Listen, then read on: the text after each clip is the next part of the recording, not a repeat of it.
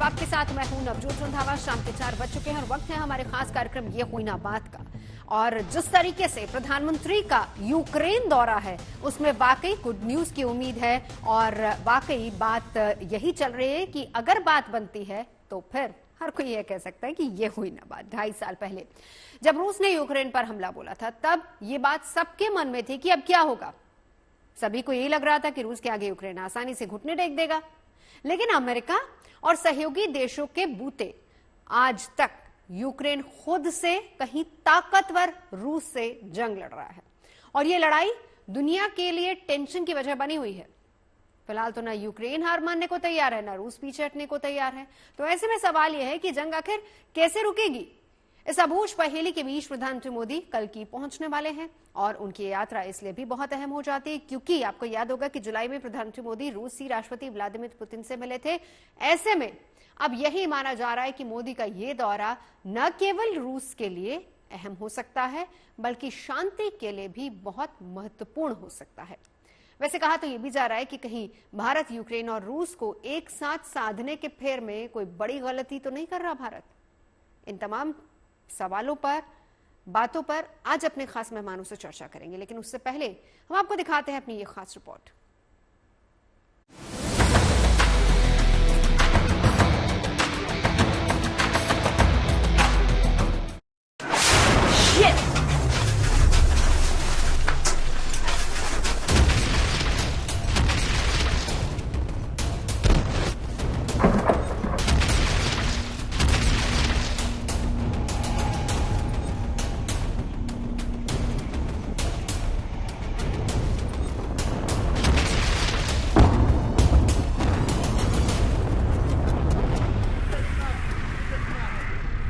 ढाई साल से ज्यादा चली जंग में यूक्रेन ने अपना बहुत कुछ गंवाया है। रूस को भी इस युद्ध की भारी कीमत चुकानी पड़ी है। ये जंग अभी जारी है। दोनों मुल्क अपनी अपनी जिद में इतना आगे निकल चुके हैं कि जंग से पीछे हटना किसी को मंजूर नहीं है। शांति की पहल सबसे पहले कौन करेगा, ये सबसे बड़ा सवाल है। ऐसे में दुनिया 44 दिन पहले हुई उस मुलाकात को याद कर रही है जब मॉस्को में रूसी राष्ट्रपति पुतिन और भारतीय प्रधानमंत्री मोदी मिले थे। कल प्रधानमंत्री मोदी यूक्रेन के राष्ट्रपति जेलेंस्की से मिलने जा रहे हैं। ऐसे में माना जा रहा है कि मोदी की यूक्रेन यात्रा शांति का कोई शुभ समाचार ला सकती है। लड़ाई बहुत ही खतरनाक मोड़ पर है इस समय और उस परिस्थिति में प्रधानमंत्री नरेंद्र मोदी यहां यूक्रेन आ रहे हैं 23 अगस्त को। क्या बातचीत का रास्ता निकलेगा? प्रयास यही होगा कि बातचीत हो। प्रधानमंत्री नरेंद्र मोदी 8 जुलाई को रूस में थे और वहां रूस के राष्ट्रपति व्लादिमीर पुतिन के साथ उनकी लंबी बातचीत हुई थी। दोनों में कुछ विचारों का आदान प्रदान हुआ था और वो क्या विचार थे वो केवल वहां के राष्ट्रपति पुतिन और भारत के प्रधानमंत्री नरेंद्र मोदी जानते हैं। अब उन विचारों का आदान प्रदान या शांति के लिए विचारों का आदान प्रदान भारत के प्रधानमंत्री नरेंद्र मोदी और यूक्रेन के राष्ट्रपति वोलोदिमीर ज़ेलेंस्की के बीच में होगा। क्या बातचीत होगी? क्या उससे शांति का जो बहुत कठिन मार्ग है उसका कोई रास्ता निकलेगा? सबकी निगाहें उसी पर है। अभी प्रधानमंत्री मोदी पोलैंड में हैं, जहां से उन्हें कीव तक की यात्रा ट्रेन से करनी है। वॉर जोन होने की वजह से यूक्रेन में हवाई सेवाएं स्थगित हैं, इसलिए प्रधानमंत्री सबसे सुरक्षित रेल मार्ग और अभेद्य रेल फोर्स 1 से कीव पहुंचेंगे। ये वही ट्रेन है जिससे अमेरिकी राष्ट्रपति से लेकर तमाम राष्ट्र अध्यक्ष यात्रा कर चुके हैं। फिलहाल यूक्रेन लगातार युद्ध लड़ते लड़ते अपने सबसे बुरे दौर में पहुंच गया है। ऐसे में भारत से आया कोई राष्ट्राध्यक्ष इस मुल्क के लिए किसी फरिश्ते से कम नहीं है। जब फरवरी 2022 में मैं यूक्रेन आया था तब ये जो जगह है यहाँ पर हरी हरी घास थी, बहुत सुंदर फूल इस पूरे इलाके में लगे हुए थे। ये यूक्रेन की राजधानी कीव का सेंट्रल एरिया है, ये क्रिशियाटिक का एरिया है। यहाँ पर एक बहुत सुंदर I love Kyiv, I love Ukraine का बोर्ड भी लगा है और यहाँ पर बहुत से लोग तस्वीरें खिंचाते हैं। 900 दिन बाद इस युद्ध को अब 2.5 वर्ष से ज्यादा हो चुके हैं। फरवरी 2022 में ये युद्ध शुरू हुआ था और अब अगस्त 2024 हो गया है और इतने समय बाद अब यहां घास नहीं है, केवल सैकड़ों नहीं, हजारों नहीं, हजारों हजारों यूक्रेन के झंडे हैं। हर एक झंडा हर एक सैनिक की शहादत का प्रतीक है। जुलाई में मॉस्को का सफल दौरा करने के बाद मोदी जिस वक्त यूक्रेन पहुंच रहे हैं, उसने तमाम अटकलों को हवा दी है। मोदी के यूक्रेन दौरे को भारत की कूटनीतिक ताकत के तौर पर भी देखा जा रहा है और पीएम मोदी की इस यात्रा को भारतीय विदेश नीति के संतुलन के नजरिए से भी पढ़ा जा रहा है। रूस और यूक्रेन युद्ध के मैदान में है, लेकिन दोनों का संपर्क अगर किसी एक देश से है तो वो भारत है। लिहाजा प्रधानमंत्री मोदी का कीव पहुंचना आज की तारीख में दुनिया की सबसे बड़ी खबर है।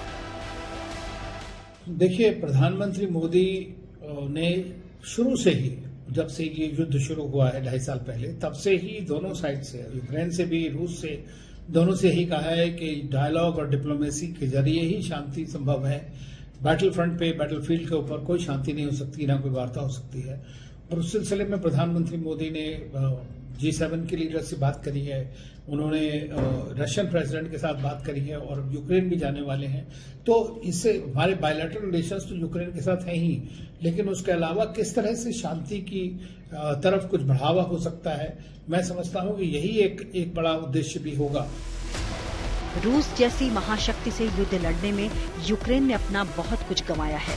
यूक्रेन में सड़क से लेकर पुल तक युद्ध में धराशायी हो चुके हैं।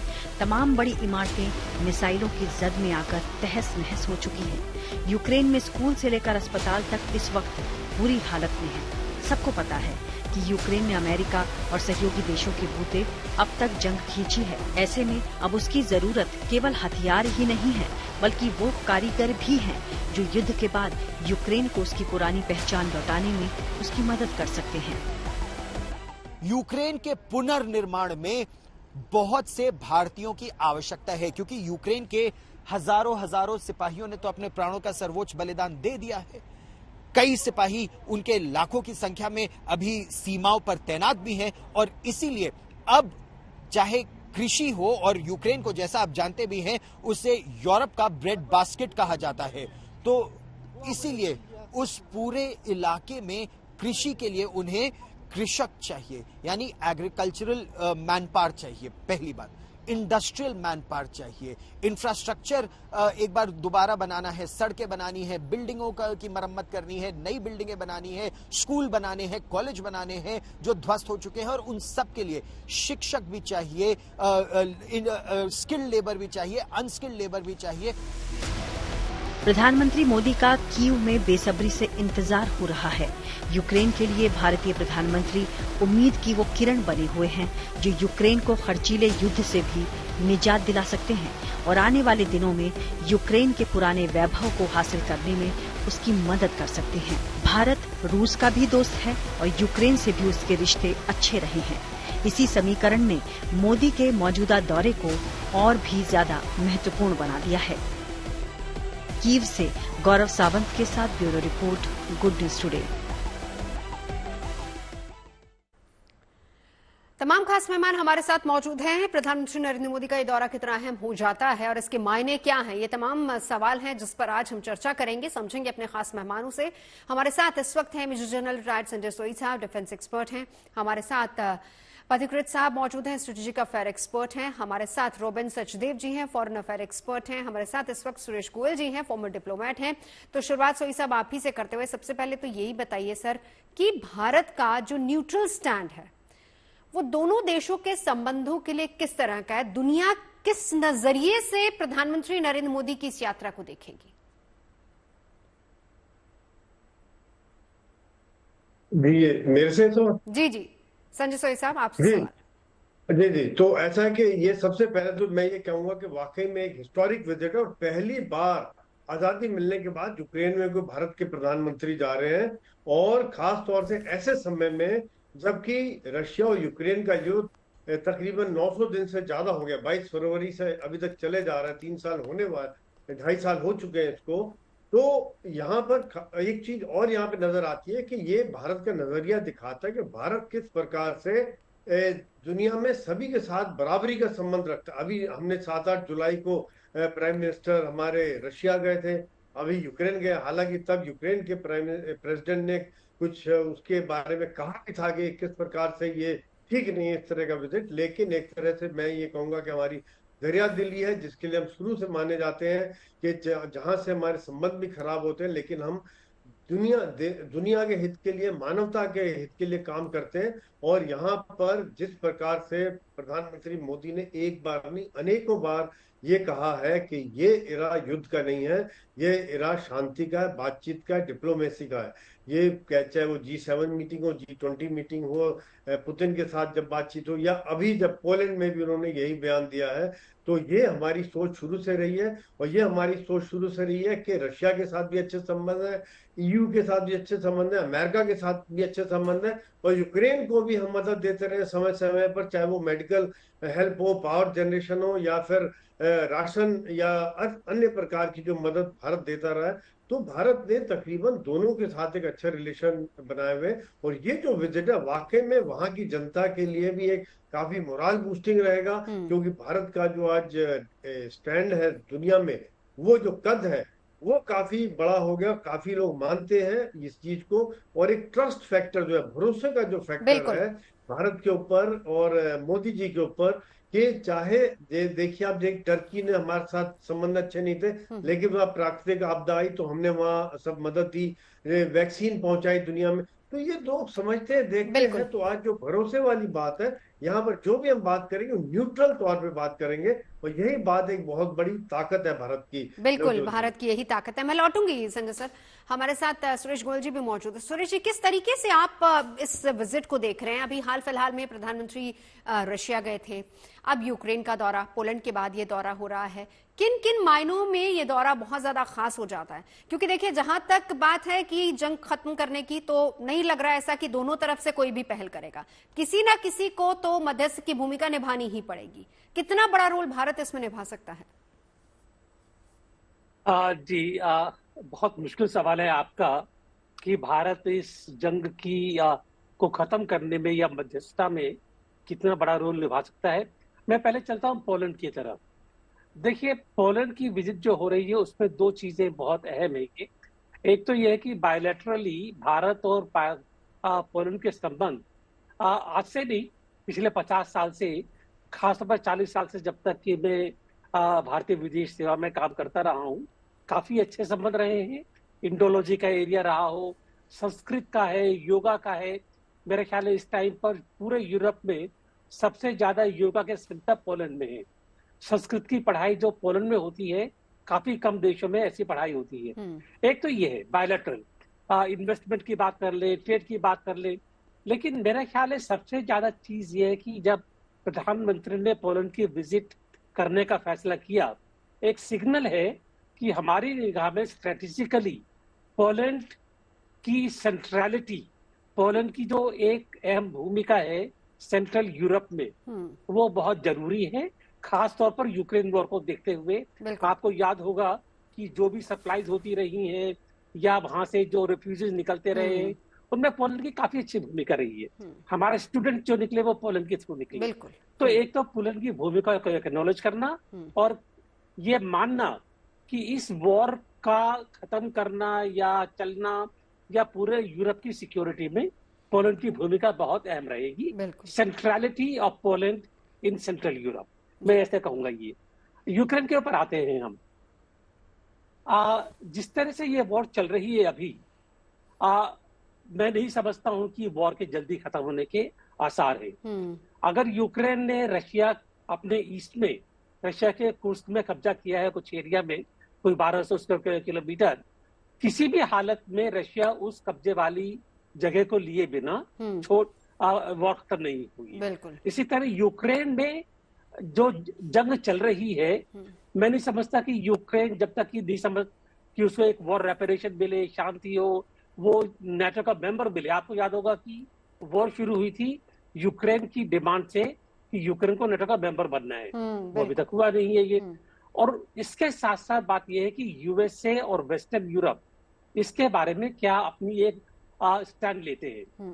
लेकिन ये जो विजिट हो रही है, एक मैसेजिंग है कि भारत एक जिम्मेदार विकासशील देश होने के नाते, एक ताकतवर देश होने के नाते, वो दोनों देशों के बीच में मध्यस्थता नहीं, लेकिन ये जरूर आशा करता है कि जंग खत्म होगी ताकि जंग खत्म होने के बाद में जो बाकी देश हैं वो अपना विकास का कार्य कर सकें। बिल्कुल, ये एक मैसेज मैसेज है। कहीं ना कहीं प्रधानमंत्री की तरफ से होगा। रॉबिन जी, अब आपके पास आते हुए यहीं से बात को सर आगे थोड़ा सा और समझाइए कि हम चले जंग के इतर भी बात करते हैं। प्रधानमंत्री का, या हम कहें कि इंडिया का स्टैंड रशिया को लेकर बिल्कुल न्यूट्रल रहा है। रादर मैं ये कहूंगी कि दोनों बहुत अच्छे दोस्त हैं और दोनों की गहरी दोस्ती हर बार हर पड़ाव पर देखी भी गई है।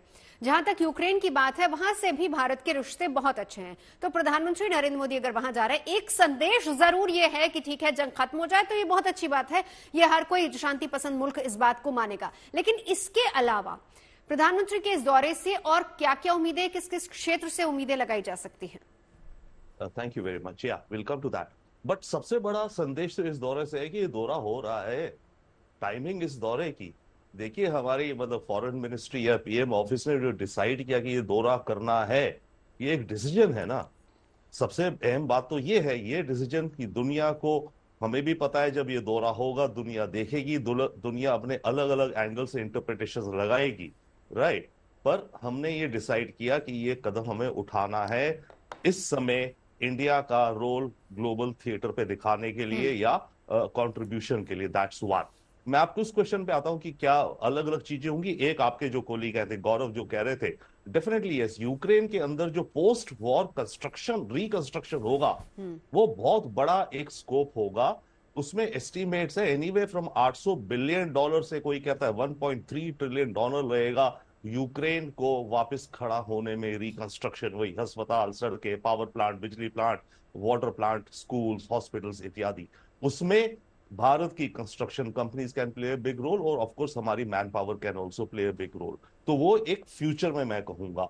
अभी में शायद ये भी डिस्कशन में आ रहा है कि डिफेंस को लेकर के, बिकॉज यूक्रेन एक जमाने में सोवियत यूनियन का ही हिस्सा था, तो काफी कुछ जो मिलिट्री इंडस्ट्रियल कॉम्प्लेक्स है यूक्रेन का है, परंतु अभी तो यूक्रेन को अपनी जंग के लिए ही चाहिए जो वो पैदा कर पाए। तो फ्यूचर में डिफेंस का आई थिंक कुछ ना कुछ इस मीटिंग्स में होगा। I will come back to Poland. जैसे एम्बेसडर कोयल कह रहे थे, एब्सोल्युटली पोलैंड की सेंट्रलिटी हम देख रहे हैं। और एक चीज और है, नेटो के अंदर भी एक डिवाइड तो नहीं मैं कहूंगा, दो अलग अलग कैंप बन गए हैं। जो पुराने नेटो ओरिजिनल, जो western Europe, Germany, France, Britain इत्यादि, इटली, ये लोग शुरू में कम एग्रेसिव थे। कंट्रीज जो ईस्टर्न यूरोप की थी, जो बॉर्डर करती हैं रशिया को, यूक्रेन को, खास करके लेड बाय पोलैंड और लिथुआनिया, इस्टोनिया, लातविया, इन देशों ने रूस के प्रति और यूक्रेन के साथ बहुत ज्यादा अपनी स्ट्रॉन्ग विलिंगनेस दिखाई है। नेटो के अंदर ये एक प्रेशर ग्रुप बना हुआ है कि नेटो क्या कदम लेगा। तो बहुत बार ये हो रहा है कि ये जो ईस्टर्न ब्लॉक की कंट्रीज थी, ये ज्यादा पुश कर रही हैं नेटो के अंदर, स्ट्रिक्ट एक्शन, ज्यादा कॉन्ट्रीब्यूशंस इत्यादि इत्यादि। तो पोलैंड का डेफिनेटली यस एक बहुत अहम रोल है नेटो के अंदर भी, फ्यूचर जियोपॉलिटिक्स में, आई मीन यूरोप की और भारत के साथ रिश्तों की। और अगले साल आई थिंक वो यूरोपियन यूनियन की प्रेसिडेंसी भी ले रहा है, वो तो खैर अलग चीज है। Now back to Ukraine. मेरे को जो दिखता है सबसे बड़ी चीज है कि ये सिग्नल है इस टाइम। जो प्राइम मिनिस्टर गए हैं, 1 महीने पहले रशिया गए थे। एक चीज और है लास्ट में भी से, ये भी हो सकता था, चाहे थोड़ा मुश्किल होता लॉजिस्टिक वाइज, कि प्राइम मिनिस्टर केवल यूक्रेन जाते और वापस आते। इमेजिन कीजिए, उसका सिग्नल दुनिया में बहुत अलग जाता। यहां पर 2 कंट्रीज गए हैं, पोलैंड गए हैं और यूक्रेन गए हैं, तो इसलिए वो थोड़ा डाइल्यूट भी हो रहा है। ये क्लियरली ये नहीं है कि एक तरफ हम रशिया से बैलेंस कर रहे हैं और यूक्रेन से हम बैलेंस कर रहे हैं। तो ये वो डायरेक्ट इंडिकेशन नहीं है, बट समझ में आता है जो भी वर्ल्ड कैपिटल्स में लोग देख रहे हैं कि प्राइम मिनिस्टर और इंडिया का ये जो विजिट है यूक्रेन में, ये एक इंपॉर्टेंट है और मैसेज है। बिल्कुल एक मैसेज है। पथिकृत पैनी जी, अब आपके पास आते हुए स्ट्रेटेजिक एक्सपर्ट है आप, सर ये भी थोड़ा सा समझाइए कि कूटनीतिक नजरिए से पहले पोलैंड जाना और फिर उसके बाद, और रोबिन जी की बात को भी रिलेट करते हुए आप इसको समझाइएगा, पहले पोलैंड और फिर उसके बाद यूक्रेन, किस तरीके से देखा जाएगा ये पूरा दौरा? पहली चीज तो यह है कि सभी ने सही कहा कि एक कहीं ना कहीं इंडिया ने अपना नियत और मंशा पूरी दुनिया के सामने पेश कर दिया है कि हम लोग सही पैमाने में हम लोग शांति चाहते हैं और हम लोग नहीं चाहते कि लड़ाई हो। That is one thing. Poland, देखिए पोलैंड के बारे में मैं एक चीज कहना चाहता हूँ। उसके पहले भी जब रशिया गए थे प्रधानमंत्री, उस टाइम ऑस्ट्रिया भी गया था। तो सेंट्रल और ईस्टर्न यूरोप के जो देश है उसको पहले कभी इतना फोकस में इंडिया रखा ही नहीं था। यूरोप का मतलब हमेशा वेस्टर्न यूरोप होता था, लेकिन ईस्टर्न यूरोप और सेंट्रल यूरोप के जो देश होते हैं, जैसे पोलैंड की बात अगर हम लोग कर ले, वो $850 बिलियन तक इकोनॉमी है। एक बहुत बड़ी अपॉर्चुनिटी होती है इंडिया के लिए to market it products in these countries. At the same time Poland या ऑस्ट्रिया जैसे देशों को इंडिया में इन्वेस्ट करने के लिए बोलने के लिए एक पहली चीज है, क्योंकि अभी तक जितने सारे वेस्टर्न यूरोपियन देश जो हमारे यहाँ पे इन्वेस्ट करते हैं, ज्यादातर वेस्टर्न यूरोपियन होते हैं, ईस्टर्न यूरोपियन उतने होते नहीं। दूसरी चीज है, ये इंपॉर्टेंट इसलिए भी है, देखिए पोलैंड को ये समझना चाहिए, जब सेकेंड वर्ल्ड वॉर हुआ था तो सबसे ज्यादा नुकसान पोलैंड को ही हुआ था, यूएस को नहीं हुआ था। इस बार भी अगर ये लड़ाई बढ़ता है तो सबसे ज्यादा खामियाजा इसका पोलैंड को ही भुगतना पड़ेगा। और ये भी सही है कि चाहे वो पोलैंड हो, चाहे वो ऑस्ट्रिया हो, बहुत सारे ऐसे देश है जो पहले वार्सो पैक्ट के होते थे, वो नेटो का हिस्सा नहीं होता था। कहीं ना कहीं एक दरार आज है, बहुत सारी ईस्टर्न यूरोपियन देश युद्ध के बारे में थोड़ा टेंशन में है कि होना क्या है इसके बाद। लेकिन क्या इस विजिट से क्या ये सिर्फ सिंबॉलिक है, क्या ये दिखाने के लिए? ऐसा नहीं है। मैं यूक्रेन के बारे में एक चीज कहना चाहता हूं, हिंदुस्तान जितने भी अब तक वॉरशिप खरीदा है, हमारे नेवी के लिए जितने जहाज रशिया से खरीदते हैं, उसका इंजन आता था यूक्रेन से। एक कंपनी है जोरिया मार्श प्रोएक्ट, इंजन सारे गैस टर्बाइन वहीं से आते थे। तो अभी जो लड़ाई चल रहा है रशिया यूक्रेन के बीच, इसके वजह से थोड़ा चैलेंजेस इंडियन नेवी फेस कर रहा है। अभी हमारे जो तलवार क्लास के 4 फ्रिगेट्स का कॉन्ट्रैक्ट रशिया को दिया गया है, उसका इंजन भी आने वाला है यूक्रेन से। तो इसी वजह से यूक्रेन के साथ रिश्ता बेहतर करना और उनके साथ एक ज्वाइंट वेंचर करना, ताकि जोरिया मार्स प्रोएक्ट फ्यूचर में इंडिया में ही वो इंजन बनाए, वो बहुत इंपॉर्टेंट है। इंडिया का एक एयरफोर्स का प्लेन है AN-32 मीडियम ट्रांसपोर्ट एयरक्राफ्ट, 100 से ज्यादा प्लेन है, उसका अपग्रेडेशन, उसका मेंटेनेंस, रिपेयर, ओवरहॉल सब कुछ यूक्रेन में होने वाला था, हुआ नहीं बिकॉज ऑफ द कॉन्फ्लिक्ट। और ये कॉन्फ्लिक्ट आज से नहीं, 2014 से चल रहा है। तो यूक्रेन के साथ रिश्ता बेहतर करना इंपॉर्टेंट है। लेकिन मैं ये भी कहना चाहता हूं, ये सब समझ ले कि ये लड़ाई जो है ना, ये रशिया और यूक्रेन के बीच का लड़ाई है ही नहीं, ये लड़ाई रशिया और नेटो के बीच का है। तो आज अगर यूक्रेन चाहे भी इस लड़ाई को खत्म करने के लिए, कुछ देश है और कुछ बड़े बड़े मिलिट्री इंडस्ट्रियल कॉम्प्लेक्स है, इसको खत्म नहीं करने देंगे। 2022 में जब लड़ाई शुरू हुई थी, with in a span of 1 month Russia और यूक्रेन सीज फायर के कगार पे थे। उस टाइम बोरिस जॉनसन और बाइडेन ने रोका था, आज भी रोक रहा है, क्योंकि ये कॉन्फ्लिक्ट ड्रिवन इकोनॉमिक अपॉर्चुनिटी जो बात होती है, मिलिट्री इंडस्ट्रियल कॉम्प्लेक्स, वो बिजनेस करता है। अब देखेंगे, अगर हम 1945 से इतिहास देखते हैं, हर 5 साल में एक बड़े लड़ाई में अमेरिका इन्वॉल्व होता है। बिल्कुल। और या तो डायरेक्टली होता है या तो कहीं करवाते हैं, क्योंकि उससे उसका मिलिट्री इंडस्ट्रियल कॉम्प्लेक्स जो बहुत बड़ा है, उसको फायदा होता है और उस देश को भी फायदा होता है।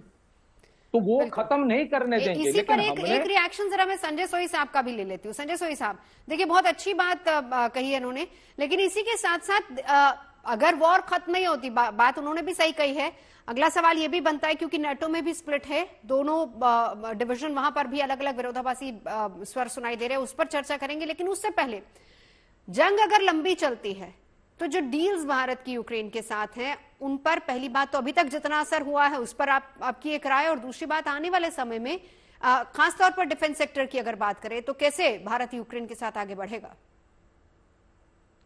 बिल्कुल, देखिए ऐसा कि जैसा अभी माहौल है कि जिस प्रकार से कुर्स्क में यूक्रेन ने सडन ऑफेंसिव किया, मॉस्को के ऊपर ड्रोन अटैक हो रहे हैं, तो ये अभी शायद हम लोग कोशिश करेंगे, मोदी जी की इच्छा है कि शांति हो, लेकिन जैसा अभी हमारे विशेषज्ञ बता रहे थे कि शायद काफी जो सेक्टर्स हैं और काफी लोग ऐसे जो नहीं चाहते कि वहां शांति हो, क्योंकि उनका काम चल रहा है। तो ये तो बात निश्चित है कि इसमें कई लोगों को फायदा भी हो रहा है, लेकिन भारत की नीति ये रही है कि इसमें शांति हो तो शायद पूरी दुनिया का भला होगा। यूरोप में भी 2 धड़े, जैसे रविंदर जी बता रहे थे, सही बात है कि 2 धड़े बने हुए। अभी भी देखिए, फ्रांस और जर्मनी पूरी तरह से जितना सपोर्ट करना चाहिए वो सपोर्ट करने में हिचकते रहते हैं। कभी वो कहते हैं हमारे फंड की कमी है, और उन्होंने इंडिकेशन भी दिया है कि शायद अगले 2-3 साल में हमारी जो सपोर्ट है, फंडिंग है यूक्रेन के लिए, वो कम होती जाएगी, क्योंकि हमारे पास खुद के लिए इतना पैसा नहीं है। तो ये सब देखते हुए देखा जाए तो जो वेस्टर्न यूरोप और ईस्टर्न यूरोप वाली जो बात है वो बिल्कुल सच है। और काफी लोग इस जंग में जो अगर नुकसान सबसे ज्यादा हुआ है वो यूरोप का हुआ है, क्योंकि चाहे वो नॉर्ड 3 ऑयल गैस पाइपलाइन को डिस्ट्रॉय किया गया था जिसपे जर्मनी काफी हद तक डिपेंडेंट था, या फिर वहां पर जो महंगाई बढ़ गई यूरोप में, या फिर जो रशिया से उनका ऑयल और गैस आता था उसके ऊपर इफेक्ट आया। तो ओवरऑल इस समय जो सबसे बड़ा सफरर है वो यूरोप निकल के आ रहा है। रशिया को भी फाइनेंशियली इतना ज्यादा नुकसान नहीं हुआ है, क्योंकि उनका सामान डायरेक्टली या इनडायरेक्टली बिक रहा है। सैंक्शन का थोड़ा बहुत असर हुआ है, लेकिन रशिया उसको ओवरकम करने में सक्षम रहा है। तो ये बात देखते हुए एक तो ये एंगल हो गया। दूसरी बात, जो रक्षा के जो समझौते हैं, हाँ। यूरोप और भारत अगर जोड़ते हैं तो कई चीजें, एक तरफ यूक्रेन को हम लोग इंफ्रास्ट्रक्चर डेवलपमेंट में, हेल्थ में, एजुकेशन में और मैन पावर में मदद दे सकते हैं, टेक्निकल और नॉन टेक्निकल। दूसरी तरफ जो भारत का जो जैसा कि हमारे पूर्व राजनयिक बता रहे थे कि बिल्कुल ठीक बात है कि जो डिफेंस सेक्टर में कई चीजें ऐसे जहां पर रशिया खुद फंसा हुआ है और हमें सप्लाई नहीं मिल पा रही। जो पहले हमने N-32 या बाकी वेपन सिस्टम्स है उनका modernisation and make in India में जरूर मदद मिलेगी। चाहे वो पोलैंड हो, जैसे पोलैंड अभी तैयार है इन्वेस्ट करने के लिए डिफेंस सेक्टर में भारत में, और यूक्रेन के साथ जो हमारा रशियन टेक्नोलॉजी जो वेपन सिस्टम्स है उसमें डेफिनेटली हमें मदद मिलेगी। नवजोत जी। सर, मैं लौटी हूं आपके पास। तमाम खास मेहमान लगातार हमारे साथ जुड़े हैं। प्रधानमंत्री के इस दौरे को के मायने भी हम समझेंगे, पोलैंड के बाद यूक्रेन, और किस तरीके से पूरी दुनिया में संदेश होगा प्रधानमंत्री का, भारत का भी, उस पर आगे चर्चा जारी रखेंगे। दो देशों के दौरे पर थे प्रधानमंत्री मोदी, पोलैंड, और उसके बाद कल जाएंगे यूक्रेन। क्या है इसके मायने और किस तरीके से संदेश देने की कोशिश भारत की तरफ से हो रही है दुनिया को, इसी पर हम चर्चा कर रहे हैं, समझने की कोशिश कर रहे हैं। तमाम खास मेहमान हमारे साथ लगातार बने हुए हैं जिनसे चर्चा लगातार जारी है। सबसे बड़ा सवाल एक ये भी है, सुरेश जी आपके पास आते हुए, कि भारत एक न्यूट्रल स्टैंड ले रहा है। रशिया के साथ जो भारत के संबंध है वो बिल्कुल वैसे हैं, इसके अलावा रूस के साथ जो भारत के संबंध है वो बिल्कुल वैसे, और यहां पर पोलैंड के जरिए यूक्रेन पहुंचना और फिर एक संदेश देना। कभी कभी ऐसा भी होता है, क्योंकि कयास ये भी लगाया जा रहा है कि बैलेंस बनाने के चक्कर में कहीं कुछ नेगेटिव संदेश तो नहीं जा रहा भारत की तरफ से। सर, इसको थोड़ा सा समझाइए। जी, पहली बात तो आपने एक लफ्ज इस्तेमाल किया कि न्यूट्रल स्टैंड। मेरा ख्याल है भारत का स्टैंड न्यूट्रल नहीं है इस मामले में। भारत का स्टैंड बड़ा क्लियर है, और भारत का स्टैंड क्लियरली ये है, जब वो बोलते हैं कि this is not an era of war, या ये जंग का जमाना नहीं है, तो एक पॉजिटिवली बड़ा क्लियर मैसेज है, वो न्यूट्रल मैसेज नहीं है कि आपको ये अपनी जंग को खत्म करना चाहिए ताकि जो बाकी दुनिया के देश हैं वो अपना विकास का रास्ता अपना सके। तो न्यूट्रल स्टैंड नहीं है। और मेरे ख्याल में इस बात को अच्छी तरह यूक्रेन भी समझता है और रशिया भी समझता है, और दोनों ही भारत से इक्वली नाराज होते हैं या इक्वली खुश भी होते हैं। आपको याद होगा जब प्रधानमंत्री मोदी रशिया गए थे तो ज़ेलेंस्की नाराज हो गए थे। जब हमने कहा था कि ये वॉर का जमाना नहीं है तब पुतिन नाराज हो गए थे। ये तो ये दोनों से एक तरह से बराबर का रिश्ता बनाने की कोशिश है कि आप दोनों की जंग से हम लोगों का नुकसान हो रहा है, इसको खत्म कीजिए। दूसरी चीज, हमारा क्या नुकसान हो सकता है, तो नुकसान किसी भी पहल करने में, अगर भारत कोई मैसेजिंग करता भी है, और अगर ये मैसेजिंग करते हैं कि एक साउथ कंट्री का मुखिया होने के नाते हम अभी भारत, मोदी साहब जहाँ पोलैंड और यूक्रेन जाने से पहले हमने वर्ल्ड समिट का भी ऑर्गेनाइजेशन किया था साउथ का। तो अगर हम एक साउथ का मुखिया होने के नाते अगर हम दोनों के ऊपर एक मैसेजिंग करते हैं तो जाहिर सी बात है कि कुछ ना कुछ कहीं ना कहीं वो हमारे बारे में नेगेटिव सोच सकते हैं, लेकिन वो ज्यादा नुकसान नहीं होगा। अगर हम देखें रशिया की इकोनॉमी का फायदा ये हो रहा है कि हम रशिया से ऑयल खरीदकर उसको प्रोसेस करके हम उसको वहां पर ये वापस यूरोप में भेज पा रहे हैं। तो अगर हमारा डिफेंस में थोड़ा सा कुछ सामान नहीं मिल रहा है, इकोनॉमिकली हमको जो है फिर भी हम स्ट्रांग फुटिंग पर है। यूक्रेन से अगर हमको ये कंपोनेंट्स नहीं मिल पा रहे हैं तो मेरे ख्याल है थोड़ा वेट कर सकते हैं, लेकिन यूक्रेन को भी काफी नुकसान हो रहा है। तो मैं ये कहूंगा कि हमको ये देखना होगा कि अभी कहीं ना कहीं से बहरहाल शांति होने की उम्मीद नहीं है, जंग जारी रहेगी। अगर जंग जारी रहेगी तो हमारे लिए क्या अपॉर्चुनिटीज रहेंगी पॉलिटिकली, स्ट्रेटेजिकली और इकोनॉमिकली। जी बिल्कुल। रोबिन जी, देखिए, दो पैनलिस्ट कम से कम इस बात को लेकर सहमत हो रहे हैं कि जो कोशिश है, भले ही भारत एक संदेश देने की कोशिश कर रहा है, हालांकि जब से जंग शुरू हुई है भारत की तरफ से और प्रधानमंत्री की तरफ से संदेश यही गया है कि हम जंग के पक्ष में नहीं, बातचीत के जरिए मामले को सुलझाया जा सकता है। शांति का फॉर्मूला फिलहाल अभी तक अगर देखा जाए तो नजर नहीं आ रहा है, दूर दूर तक जंग जारी रहती है। भारत का स्टैंड दोनों के लिए जो है, ऐसे माहौल में हम यूक्रेन से किस तरह की उम्मीदें लगा सकते हैं? अगर भारत और यूक्रेन के बीच किसी भी तरह के व्यापार की बात कर लें या किसी भी तरह के रिश्तों की बात कर लें, तो वो कैसे आगे बढ़ेंगे? Deep question. भारत यूक्रेन के रिश्ते तो ऑफ कोर्स लार्ज एक्सटेंट तक डिपेंड करेंगे पोस्ट वॉर माहौल तक पहुंचने के। इंटरिम जब तक ये वॉर हो रही है तब तक कैसे रिश्ते रहेंगे, इसमें 2-3 माइलस्टोन्स दिखते हैं। आई थिंक इस जंग में एक माइलस्टोन आएगा जनवरी में, जब अमेरिका में एक नया प्रेसिडेंट इलेक्ट होगा।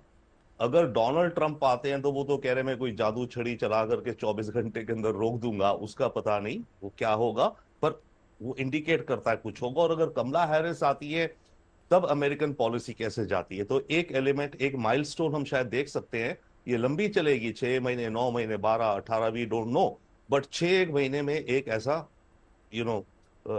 इवेंट आएगा जो इसको डायरेक्शन को कुछ शेप कर सकता है। 1 सेकेंडली, क्विकली अभी बात हो रही थी ना, अमेरिका का इंटरेस्ट है अपने डिफेंस को बेचने का। एब्सोल्युटली यस, पैसा का। एक और बहुत बड़ा इंटरेस्ट है अमेरिका का, रशिया की पावर को काट देने का। बिल्कुल। अमेरिका का इंटरेस्ट, और इनके पॉलिटिकल जो लीडर्स हैं, इनफैक्ट उन्होंने कहा भी अमेरिका का डिफेंस बजट सालाना करीब $900 बिलियन है। उन्होंने कहा, और अभी तक इन्होंने जो भी पैसा दिया उसमें से करीब 50 बिलियन मिलिट्री है, बाकी दूसरा है। उन्होंने कहा हमने अपने 5% डिफेंस बजट से रशिया की जो मिलिट्री पावर है आधी कर दी। राइट। तो अमेरिका का एक वो बहुत बड़ा इंटरेस्ट है पॉलिटिकल, आइडियोलॉजिकल, जियोपॉलिटिकल हिसाब से, और वो इंटरेस्ट मैच होता है अमेरिका की डिफेंस इंडस्ट्री के एंगल से। राइट।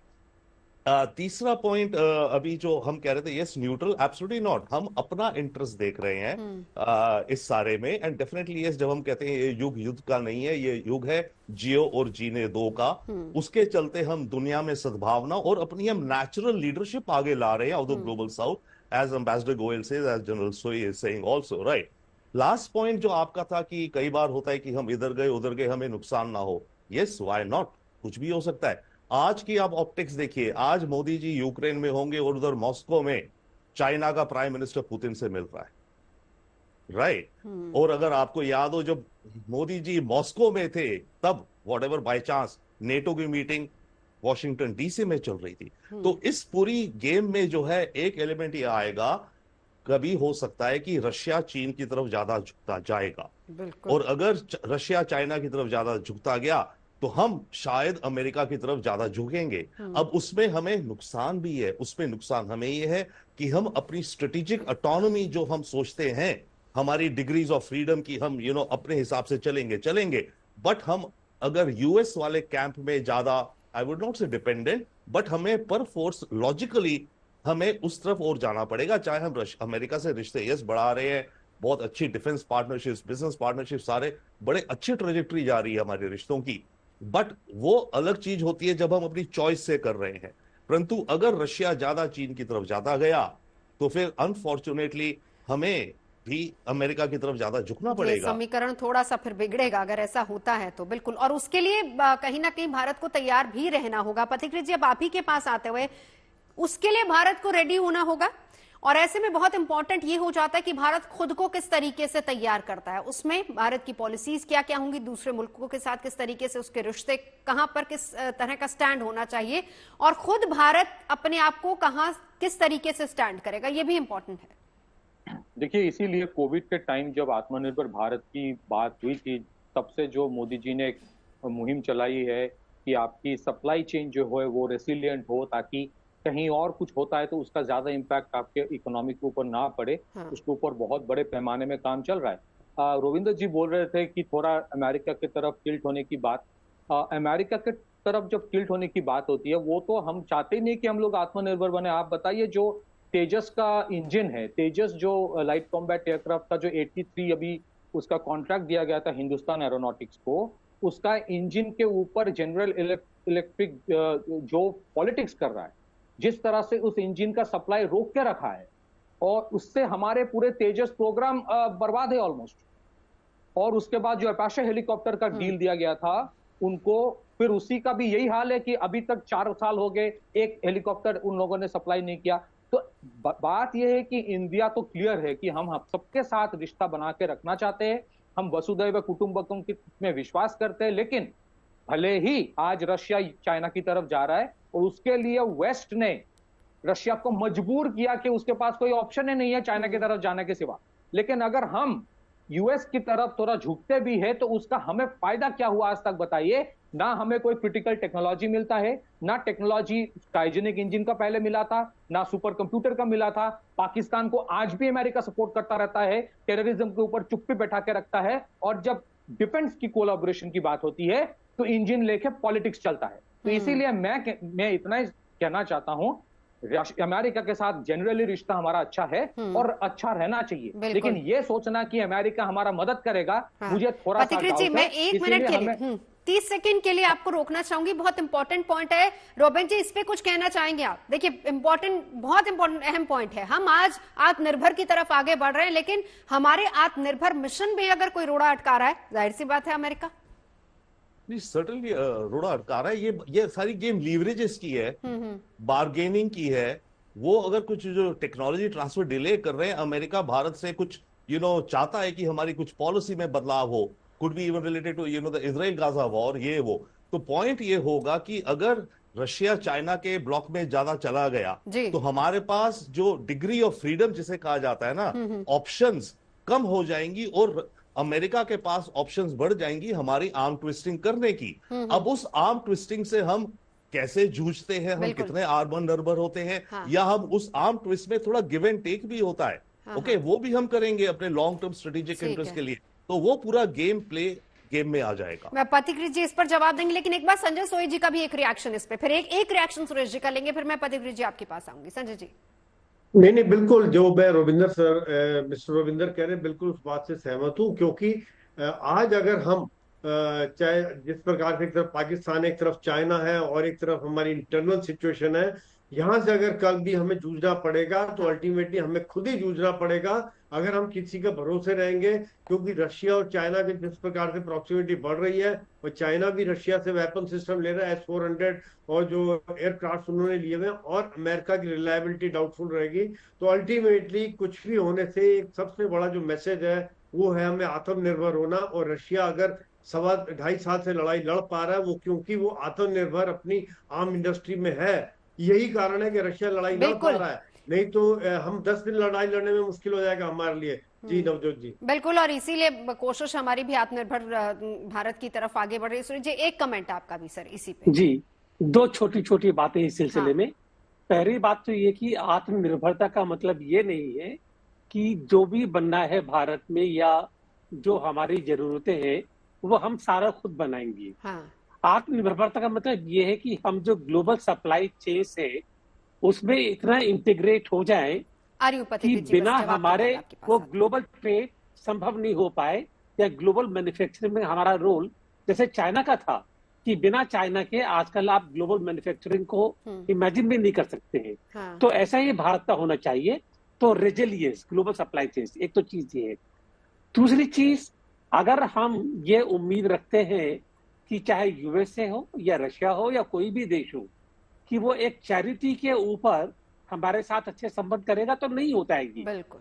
आपको याद है कि जो यूएस एम्बेसडर है दिल्ली में, उन्होंने कहा था जब हमने ये प्रधानमंत्री रशिया गए थे कि इस टाइम पर स्ट्रेटेजिक ऑटोनॉमी की बात करना एक बेईमानी की चीज है ये, क्योंकि वो चाहते हैं कि Bharat should become an ally of the USA, coalition हो, अलायंस हो ये, और भारत वो बिल्कुल नहीं करेगा। तो हमें ये समझकर चलना चाहिए कि कोई भी देश हो उसके साथ में हमको थोड़ी बहुत दिक्कतें पेश आएंगी, और ये हमें वो करना पड़ेगा नेगोशिएट, बिल्कुल, कि हम किस तरह से इसको बचाते हुए चले। बिल्कुल जी, अब बताइए पथिकृत जी। देखिए गोयल सर चैरिटी की बात करिए, मैं मानता हूं कि वो चैरिटी कहीं पे होगा ही नहीं, लेकिन जब जी के साथ इंजन का डील हुआ था वो चैरिटी नहीं था, उसके लिए पैसा लिया था इन लोगों ने। 99 इंजन का डील हुआ, लेकिन सैंक्टिटी ऑफ कॉन्ट्रैक्ट नाम का भी कोई चीज होता है कि आपने अगर डील साइन किया टाइम पे आपको डिलीवरी करे, वो नहीं कर रहा है। उसमें वो जो अटकलें लगा रहा है कि नहीं सप्लाई चेन का प्रॉब्लम है, वही इंजन मैम, वही इंजन साउथ कोरिया को दिया जा रहा है जो इंडिया को नहीं दिया जा रहा है। अब वो चाहते क्या आपसे वो एक ही चीज चाहता है कि आप अमेरिका के लिए, नेटो के लिए लड़ाई करें, आप अपने सोल्जर भेजे, आप अपने लोगों को मारे, और हम नहीं करेंगे वो, चाहे उसके लिए कुछ भी हो जाए। आप ये सोचना कि अमेरिका को खुश हो जाएंगे अगर हम अमेरिका की तरफ चले। स्ट्रेटेजिक पार्टनर से एलाई बनने का मतलब पता है सबको, मतलब यह होता है कि कल जैसे यूक्रेन रशिया के साथ लड़ाई कर रहा है, हम भी चाइना के साथ लड़ाई करें ताकि अमेरिका का वर्चस्व सही रहे और हम दोनों कट जाए। तो हमारा लड़ाई कभी ना कभी चाइना के साथ हो सकता है, लेकिन यह सोचना कोई और आके मेरे को बचाएगा, नहीं होने वाला है। You will fight your own battle, हमें यह नहीं भूलना चाहिए।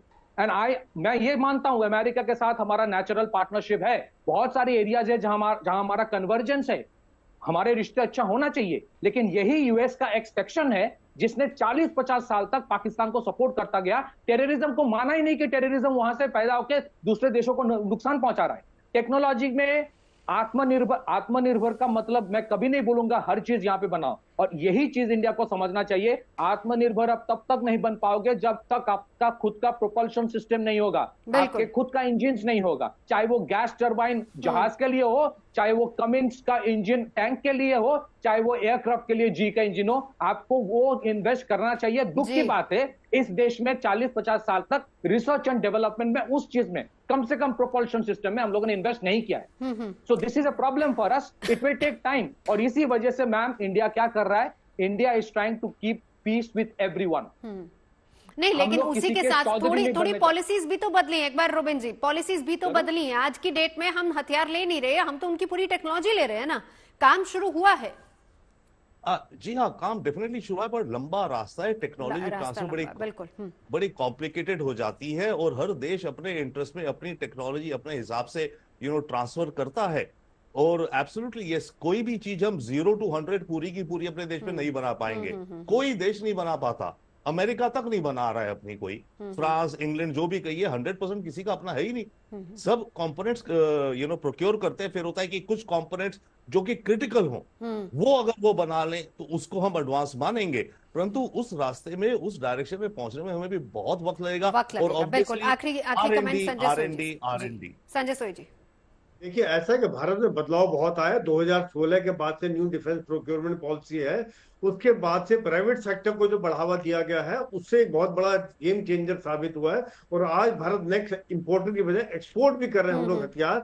तकरीबन 21,000 करोड़ के अगर हमने पिछले साल एक्सपोर्ट किए हैं, तो ये एक शुरुआत है, और आगे हम इसमें जरूर आगे बढ़ेंगे। और वाकई शुरुआत है सुरेश जी, आखिरी कमेंट, शुरुआत है लेकिन रास्ता भी बहुत लंबा है। जी, रास्ता बहुत लंबा है, और हमें समझकर चलना पड़ेगा कि अल्टीमेटली अगर हमको आगे बढ़ना है तो वो अपनी ताकत के भरोसे हमें डिटर्मिनेशन होना चाहिए। हमें मालूम होना चाहिए कि हमारे पास क्या ताकत है, क्या यूज कर सकते हैं, हमारी मार्केट हमारी ताकत है, बिल्कुल हमारे लोग हमारी ताकत है। अब वो पथिकृत भाई सही कह रहे हैं कि हमने काफी अरसे से R&D में, डिफेंस R&D में इन्वेस्ट नहीं किया है, उसको पूरा करने की जरूरत है। बिल्कुल, लेकिन जब तक नहीं होता है तब तक हमें दूसरे देशों से संबंध ऐसे रखने होंगे। सर, वक्त की कमी है पथिकृत जी, 2 शब्द आखिर में, वक्त की कमी है, जल्दी से। मैम, जिस देश में इसरो इंजन मतलब रॉकेट छोड़ सकता है चांद तक, तो जिस देश बैलिस्टिक मिसाइल बना सकता है, उस देश में अगर हम लोग इंजन नहीं बना पा रहे, उसमें इट्स नॉट अबाउट कैपेबिलिटी, कहीं पे इंटेंट की प्रॉब्लम है। पिछले 8 साल में बहुत कुछ किया गया है। सर, वक्त अभी इतना ही है, वक्त अभी इतना ही है। बहुत बहुत शुक्रिया तमाम खास मेहमानों का साथ जुड़ने के लिए। चाह हो तो कुछ भी हो सकता है, और कोशिश जारी रहेगी। बहरहाल नजर प्रधानमंत्री के दोनों मुल्कों के दौरे पर लगातार हमारी बनी हुई है।